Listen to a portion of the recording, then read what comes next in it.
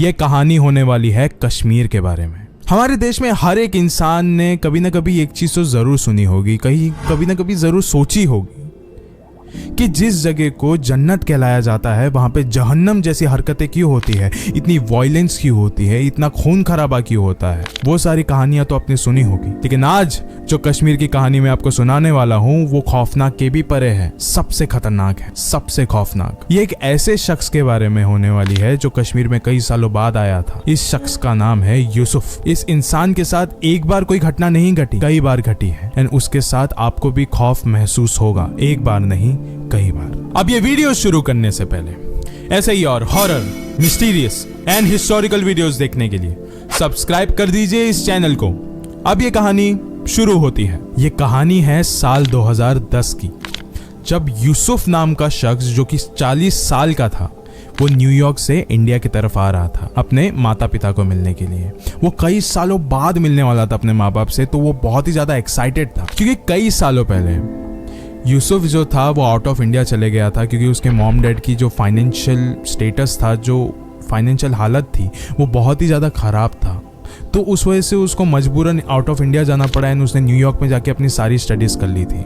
वो हर बार आने की कोशिश करता था इंडिया में, लेकिन वो कभी आ नहीं पाता था। उसके माँ बाप से भी उसकी इतनी ज़्यादा कॉल पे बातचीत नहीं होती थी। लेकिन एक बार की बात है जब उसको एक कॉल आया कि तुम्हारे पिता की तबीयत बहुत ज़्यादा ख़राब है। फिर यूसुफ ने सोचा कि अभी मुझे इतना ज़्यादा वक्त नहीं गंवाना चाहिए, क्या पता कुछ भी हो सकता है। फिर बिना वक्त गंवाए उसने इंडिया की एक टिकट बुक कर ली। वो इंडिया में पहुंच गया न्यू दिल्ली एयरपोर्ट एंड वहाँ से बिना वक्त गंवाए उसने एक और एक गाड़ी बुक कर ली जो कि कश्मीर की तरफ जा रही थी। अब फाइनली यूसुफ कश्मीर में पहुंच चुका था। उसने देखा कि अभी कश्मीर पिछले 20 सालों में बहुत ही ज्यादा बदल गया था क्योंकि वो 20 साल पहले गया था अमेरिका एंड 20 साल में बहुत चीजें बदल चुकी थी। वो यही सारी चीजों में सोच रहा था कि क्या 20 साल पहले जो मैं घर छोड़ के गया था क्या अभी भी वो सेम टू सेम है। क्या मेरे जो दोस्त है वो आज भी मुझे वहीं पे मिलेंगे जहाँ पे हम लोग रुका करते थे, जहाँ पे हम लोग खेला करते थे। क्योंकि उसने सारे दोस्तों को बता के रखा था कि हाँ मैं कश्मीर में आने वाला हूँ। उसके पास वक्त बहुत ज़्यादा कम था, वो बस 5-6 दिनों के लिए ही आया था कश्मीर। उसे वापस जाना था लेकिन उसे बहुत सारे लोगों से मिलना था। अब यूसुफ की गाड़ी फाइनली यूसुफ के घर की तरफ मुड़ चुकी थी एंड यूसुफ जाते जाते ये सारी चीज़ें देख रहा था कि उसका जो मोहल्ला है जो उसने 20 साल पहले छोड़ा था वो अभी भी वैसे का वैसा ही है। सारे दुकान वैसे के वैसे, सारे घर वैसे के वैसे। उसने देखा कि जिस दुकान से वो बचपन में बिस्किट वगैरह चॉकलेट वगैरह लिया करता था वो आज भी वैसे का वैसा ही है एंड आज के समय में उस दुकानदार का बेटा उस दुकान को चला रहा है। वो ये सब कुछ देख के बहुत ज़्यादा खुश हुआ। अभी उसका एक्साइटमेंट और भी ज़्यादा बढ़ गया था क्योंकि अब वो फाइनली उसकी जो गाड़ी थी वो उसके घर के सामने आके रुक गई। वो अपने घर के पास गया, उसने नॉक किया लेकिन किसी ने भी दरवाज़ा खोला नहीं। उसने और ज़्यादा नॉक किया, किसी ने भी दरवाज़ा खोला नहीं। फिर और भी बहुत ज़्यादा भी भीड़ आने लग गई थी आसपास यूसुफ के, क्योंकि यूसुफ वो ही लड़का था जिसने 20 साल पहले अपने माँ बाप से झगड़ कर इंडिया को छोड़ा था और अमेरिका चला गया था। लोग उसको घूर घूर के देख रहे थे। यूसुफ भी बहुत ज़्यादा अनकंफर्टेबल होने लग गया। उसने बोला ये क्या है यार, घर पे अभी कोई भी नहीं है, मैं एक काम करता हूँ शाम में वापस आ जाऊँगा। एंड वो फिर अपने घर से वापस जाने के लिए मुड़ गया। वो जैसे ही मुड़ा ना, पीछे से दरवाज़ा अपने आप खुल गया। उसे लगा कि शायद से हवा चल रही है इसके लिए वो अपने आप खुल गया होगा। ठीक है, उसने अपने सारे बैग्स लिए एंड वो घर के अंदर चला गया। फिर वो जैसे ही अंदर गया अपना सामान लेकर, उसने अपना सामान नीचे फेंका और उसने अपनी माँ को आवाज़ लगाई। 2-3 बार आवाज़ें लगाई, लेकिन इस बार एक आवाज़ दूसरी तरफ से यूसुफ की तरफ आई और यह आवाज़ उसकी माँ की ही थी। यह आवाज़ आ रही थी पहले माले से, फर्स्ट फ्लोर से। यूसुफ भागता हुआ गया फर्स्ट फ्लोर पे एंड उसने देखा कि उसकी माँ उसके पिता के बाजू में बैठी हुई है एंड उन दोनों की हालत बहुत ही ज़्यादा ख़राब है। दोनों बहुत ज़्यादा बीमार है, लेकिन इतनी ज़्यादा बीमार होने के बावजूद यूसुफ की माँ ने यूसुफ को गले लगाया। उन दोनों की हालत देखकर यूसुफ भी बहुत ज़्यादा इमोशनल हो गया था कि ये सब कुछ क्या हो गया इन दोनों को। शायद से उसे रिग्रेट भी महसूस हो रहा था, लेकिन स्टिल वो थोड़ा खुश भी था कि अभी फाइनली वो भले कुछ समय के लिए लेकिन अपने माँ बाप के साथ रह सकता है। लेकिन यूसुफ ये नहीं जानता था कि उसकी पहली रात उस घर में बहुत ही ज़्यादा खौफनाक होने वाली। ये उसकी पहली रात थी उस घर में एंड वो अपने घर पे पानी भरने के लिए बस नीचे ही उतरा था। उस समय उसने देखा कि उसके राइट साइड से ना खिड़की की तरफ कुछ तो आवाज़ आई। कुछ हवाएं नहीं चल रही थी, लेकिन वहाँ से आवाज़ आई वो एक खिड़की से दूसरी खिड़कियों की तरफ वो आवाज गूंज रही थी। फिर उसने थोड़ा ध्यान से देखने की कोशिश करी। उसने देखा कि दोनों हाथों के फिंगरप्रिंट्स उस विंडो के ऊपर थे। वो ध्यान से देख सकता था। उसने और थोड़ा ध्यान से देखा तो देखा कि सारे विंडोज पे वो हाथों के निशान हैं, जैसे कि कोई तो इंसान है, कोई तो शख्स है जो कि बाहर इतने रात के अंधेरे में खड़ा है और अंदर झांकने की कोशिश कर रहा है। ये सब कुछ देखकर यूसुफ बहुत ही ज्यादा घबरा गया था। उसके हाथ से उसके पानी की बोतल नीचे गिरी एंड यूसुफ फर्स्ट फ्लोर पे भाग गया अपने माता पिता के पास। जैसे ही अगली सुबह हुई, यूसुफ अपने कमरे से निकलकर अपने माता पिता के कमरे की तरफ गया और उसने अपनी माँ को ये सारी बात बताई कि माँ, मैं आधी रात को जब नीचे पानी की बोतल में पानी भर रहा था, उस वक्त मैंने देखा कि हमारे विंडो पर, हमारी खिड़कियों पर 2 हाथों के निशान थे।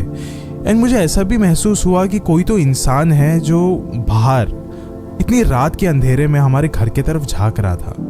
मुझे बहुत ज़्यादा डर लग गया उस वक्त। फिर यूसुफ की माँ ने यूली बात कही कि वो हमारे ही घर के पड़ोस में रहता है एक आदमी, जिसकी शादी हो जाने के बाद उसकी बीवी का इंतकाल हो गया था, मर गई थी उसकी बीवी। तो उसी के बाद से उसका जो मानसिक संतुलन है कुछ सही नहीं है। वो आसपास बस घूमता रहता है, चाहे रात हो या दिन। फिर ये सुनने के बाद यूसुफ बहुत ज्यादा काम डाउन हो गया था कि नहीं, ये कोई ऐसे दूसरी दुनिया की चीज नहीं थी, ये एक इंसान ही था। उसे बहुत ज्यादा रिलीफ मिल गया था। इनफैक्ट अगली रात में तो उसने उसके घर से बाहर जाके उसको ढूंढने की भी कोशिश करी थी। एंड उसी दिन यूसुफ को उसके एक दोस्त की पार्टी इनविटेशन मिली। एंड क्योंकि यूसुफ इतने सालों बाद आया है कश्मीर में, उसको अपने दोस्तों का कोई भी मौका नहीं मिला था अब तक, तो फाइनली उसे लगा कि इस पार्टी में जब मैं जाऊंगा तो मेरे सारे दोस्त हो गए वहां पे, मैं जाऊंगा यहाँ पे। एंड ये पार्टी का इनविटेशन कुछ शाम के बाद का था। जब योली बात यूसुफ ने अपने माता पिता को बताई तो यूसुफ के जो पिता थे उन्होंने यूसुफ को एक बात कान खोल के सुनने को कही थी कि कुछ भी हो जाए, तू जहां पे भी जा रहा है, तू चाहे पार्टी में जा रहा है या कहीं पे भी जाए, बस रात को 12 बजने से पहले घर पे आ जाना, वरना कुछ तो गलत हो सकता है। यूसुफ ने कहा, अरे यार मुझे वैसे ही बहुत ज्यादा लेट हो रहा है, आप अभी निकलने से पहले ये सारी ऐसे अपशगुन वाली बातें क्यों कर रहे हो। फिर यूसुफ ने बोला हाँ मैं ध्यान रखूंगा। एंड वो घर से बाहर निकल गया। फिर यूसुफ जैसे उस पार्टी में गया, वो अपने सारे दोस्तों से मिलने लग गया। उन लोगों ने जम के पार्टी करी, बहुत ज्यादा इंजॉय किया। लेकिन अभी भी पार्टी खत्म नहीं हुई थी। एंड यूसुफ ने अपने घड़ी की तरफ देखा। उसने देखा कि रात के 12 बज चुके हैं, लेकिन स्टिल उसे ऐसा लग रहा था कि अभी तो रात के 12 बजे है, लेकिन फिर भी पार्टी एंड नहीं हुई है, कोई भी अभी तक नहीं निकला है। मैं निकलूंगा तो शायद से इन लोगों को थोड़ा बहुत बुरा लग सकता है, तो मैं यहीं पे रुकता हूँ। फिर यूसुफ का एक दोस्त आया उसके पास, दानिश।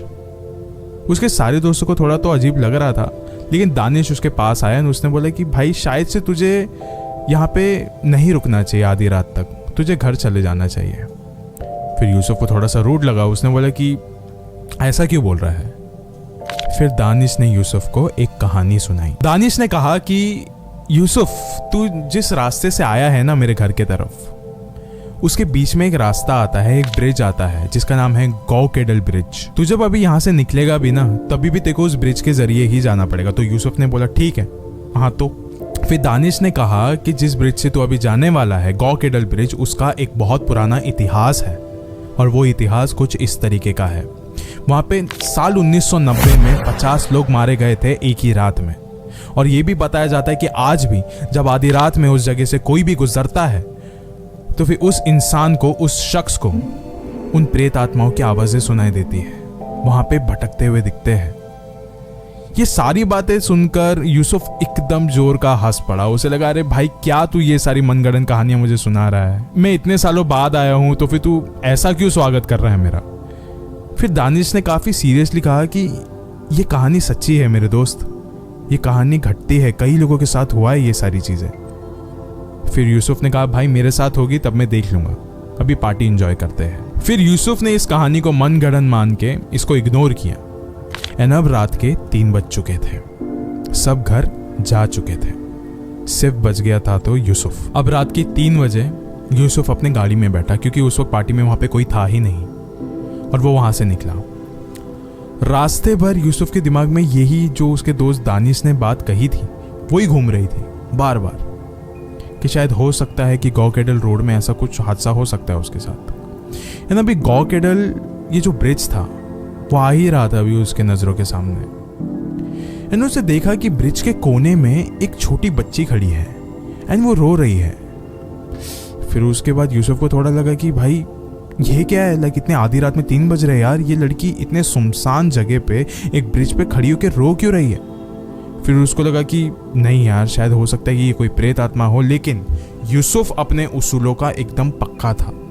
उसको लग रहा था कि नहीं, ये सारी कहानी मन गढ़ंत है, मैं इसकी मदद कर देता हूँ। वो बस सोच ही रहा था इसके बारे में कि वो अभी गाड़ी रोकेगा। लेकिन गाइस, आप सबको पता है कि आधी रात में जब 3 बज रहे हो, रास्ते में सुनसान है, वीराना है, अंधेरा है, और आपको वहां पे जब कोई मिल जाता है, किसी से मुलाकात हो जाती है, तो इंसान है या कोई प्रेत आत्मा, उसका कोई भी चांस नहीं होता है। अब यूसुफ ने अपना एक पक्का फैसला कर लिया था कि उसको अभी अपनी गाड़ी रोक देनी थी। उसने वो गाड़ी को रोक दिया। जैसे ही उसने गाड़ी रोका तो वो जो बच्ची की आवाज आ रही थी रोने की, वो अचानक से बंद हो गई। एंड उसे ना महसूस हो रहा था कि कोई तो अभी ना उसके गाड़ी की तरफ तो आ रहा है। कदमों की आवाज आ रही थी उसे।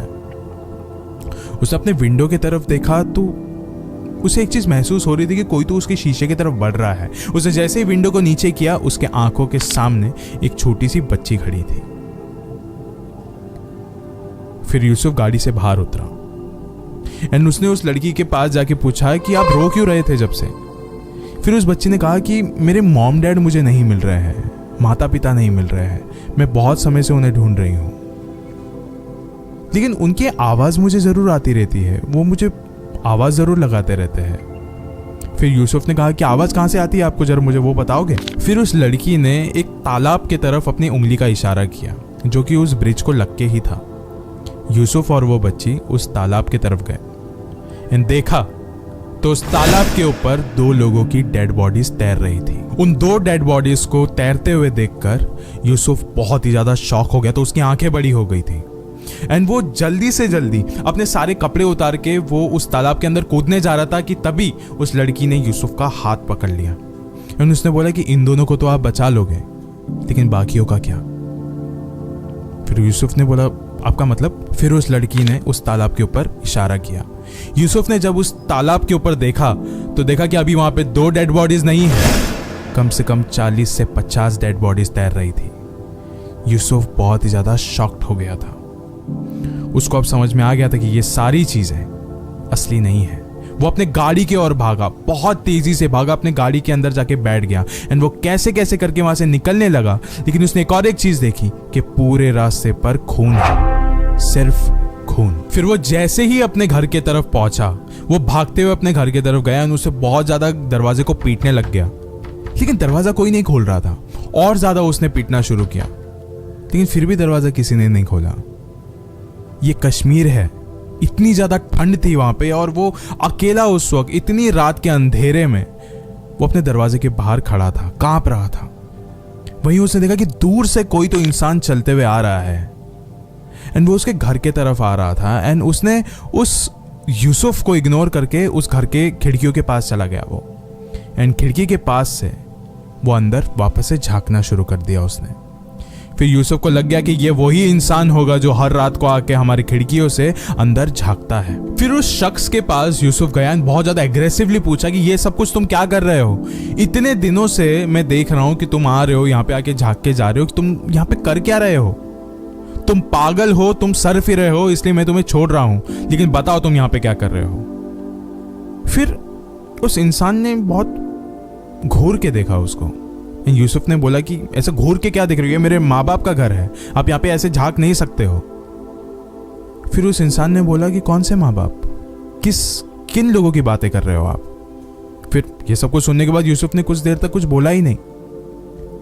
फिर उसके बाद उस इंसान ने यूसुफ को कहा कि कई दिनों से हम देख रहे हैं, काफी लोग देख रहे हैं कि जब घर में 20 साल से कोई भी नहीं रह रहा है, फिर भी आप यहाँ पे आके बेल बजा रहे हो, फिर भी आप आके यहाँ पे दरवाजा खटखटा रहे हो, दिन रात अपने आप से ही यहाँ पे बातें करते रहते हो, वो भी इतने अंधेरे में, घर के अंदर कुछ भी नहीं है, फिर भी आप ये सब कुछ क्यों कर रहे हो? इसी कुछ रीजन के वजह से, इसी कुछ फिक्र के वजह से जो यहाँ के मोहल्ले वाले हैं वो डर के मारे उन्होंने मुझे ये वाली बात कही है कि आप यहाँ पे आके निगरानी रखो कि आपको कुछ हो ना जाए। आप ये सारी चीजें क्या कर रहे हो? इसके लिए मैं आपके घर में झांक रहा था। ये सब बातें सुनने के बाद यूसुफ ने बस इतना ही कहा कि आप झूठ बोल रहे हो, ऐसा नहीं हो सकता। फिर उस आदमी ने यूसुफ को एक जगह पे शांति से बिठाया और कहा कि शायद से आप 20 साल से यहाँ पे नहीं हो, इसलिए आप इन बातों से अनजान हो। उस आदमी ने कहा कि आज से 20 साल पहले आपके माँ बाप एक प्रोटेस्ट का हिस्सा थे यहाँ पे कश्मीर में। इन उस प्रोटेस्ट में 50 से 100 लोगों की मौत हुई थी। सब लोगों को गोलियों से छन्नी कर दिया था और सब लोगों की मौत हो गई थी उस समय। इन बताया जाता है कि उस जगह पे गौ केडल ब्रिज पर आज भी उन लोगों की प्रेत आत्माएं भटकती है, रोती है, चीखती है, चिल्लाती है, मदद मांगती है।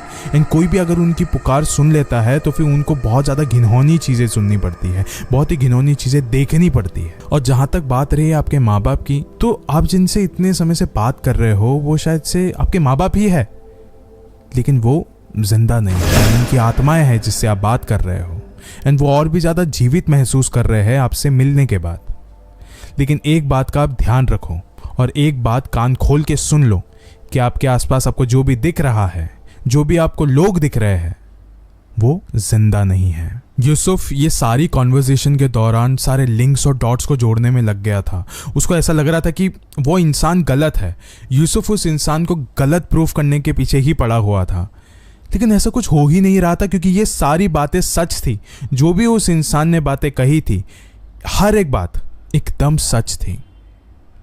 यूसुफ ये सारी बातों को एक बुरा सपना समझ के भूल जाना चाहता था, लेकिन उसके माँ बाप को खोने का दुख वो बिल्कुल भी सहन नहीं कर पा रहा था।